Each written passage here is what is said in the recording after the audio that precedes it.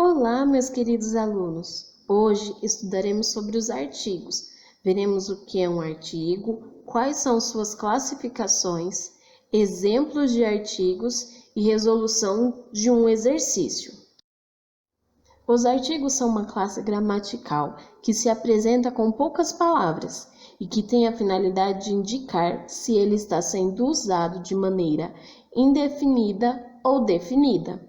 Além disso, os artigos são fundamentais para indicar os gêneros do substantivo, se o substantivo está no feminino ou no masculino.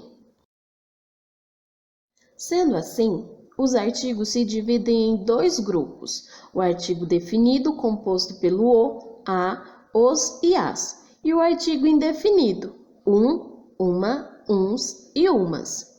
O artigo definido define ou individualiza de forma precisa os substantivos, seja uma pessoa, objeto ou lugar.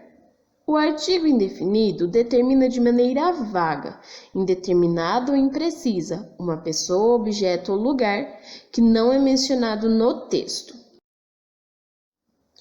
Quero que observe as frases a seguir. Eu encontrei o professor de inglês. Eu encontrei um professor. Notamos que há modificação nos artigos o e um. Na primeira frase, percebemos que o "o" é um artigo definido e se caracteriza especificando que se trata de um ser específico, de maneira exata o substantivo em questão, no caso, o professor. Já a segunda frase, notamos que não foi especificado qual professor, mas sim que encontrou um de vários outros professores. Lembrando que o um é um artigo indefinido. Temos aqui um exercício.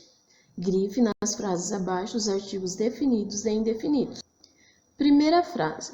Ganhamos a bicicleta que esperávamos. O artigo a é definido, pois especifica que a bicicleta que ganhou foi a que queria. Segunda frase. Luiz aproveitou para rever os amigos.